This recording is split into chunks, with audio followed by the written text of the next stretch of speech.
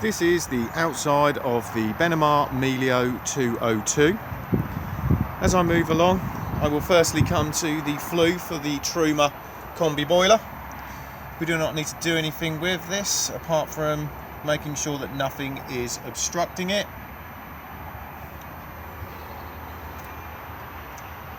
We then have a fresh water tank fill just here. As you can see, the cap can be locked. To empty the fresh water tank, we need to go underneath the motorhome. And it is just located here. Just unscrew the green cap to drop the tank. If you want to drop the tank to about 50%, you can do so just by removing the bung off the end of this blue pipe just here.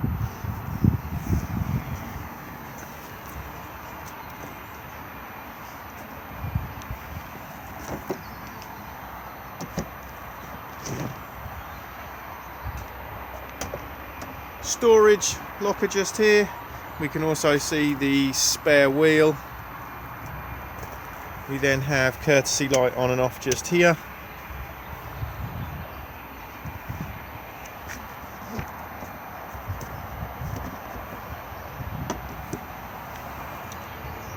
Location of the cassette.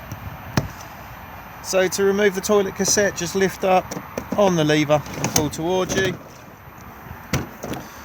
Before use, remove the cap and add your toilet chemical with a small amount of water. This is also where it empties from. Just remember that when pouring it away, to hold the button in just here to release the vacuum inside. It's also advisable to keep this seal lubricated. Thetford do their own seal lubricant, but any silicone based lubricant is fine. And by turning this part here, allows access inside the cassette for additional cleaning. All of these cassettes are now on wheels with extendable handles.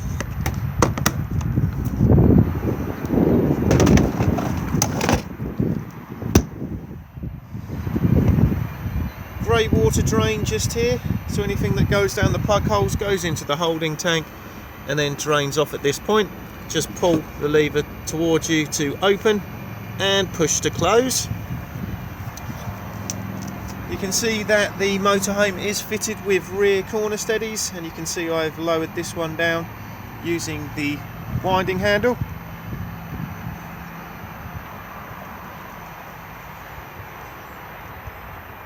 Reverse camera just here, and then we have both vents for the fridge. Again, try to avoid spraying too much water at them when washing the motorhome. This is a fully winterized van, so you are supplied with these winter covers for the fridge vents. So if you are using the motorhome in extremely cold climate, you can pop these on to make the fridge run more efficiently. To do this, come to the vent itself and just slide the black clips out of the way, and then just remove. Then take a winter cover, just pop it in like so, and then start at the bottom, hook the vent, and then slide the black clips back into place, and then do exactly the same again with the other cover on the top vent.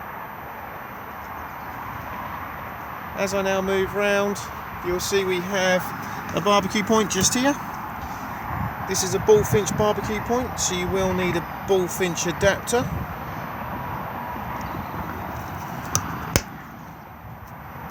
Gas locker just here, and as you can see, plenty of room for 2 gas bottles in here. The regulator just sits up the top, and then the hose comes off the regulator and screws into the propane bottle and is tightened with a gas spanner. Bottle on and off on the top. Do make sure that the bottle is isolated for travel. And if I now drop down again, you can now see the other wind point for the rear corner steady.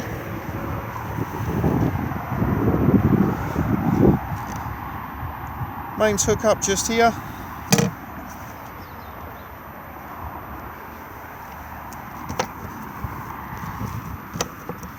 And then we have access underneath the bench seat inside.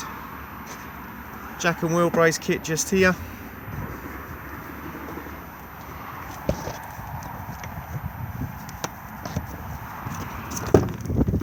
Tyre pressures on the door pillar just here. And then you will find on this particular model the previous owner has fitted 2 leisure batteries, so we have one sitting underneath the passenger seat and another sitting underneath the driver's seat. The vehicle battery is located underneath the floor of the cab just here, and we have bonnet release just here. Along the top we have the Fiamma roll-out canopy. To roll this out, take the winding handle and then just hook it on, and then begin to wind the canopy out.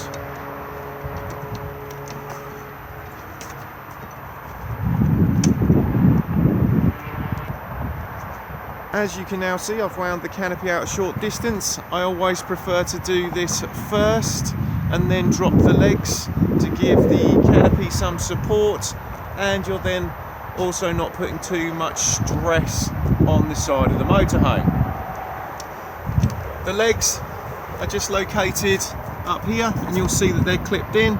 So just unclip there and then come to the end, slide it out and then drop down.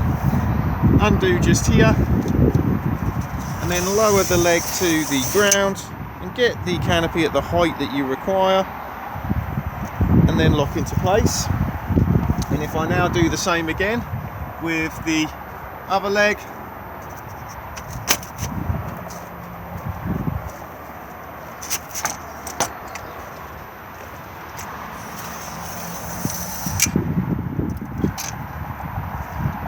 now the canopy is supported, I can continue to wind the awning out, walking the legs as I go.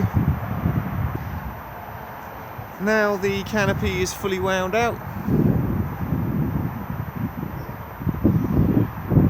Never use it in high winds, as it does run the risk of being flipped over the top of the motorhome. As you can see, it can be pegged to the ground, and it is also supplied with what is known as a support rafter pole. This rafter pole is telescopic and clips in at this point here and this point up here.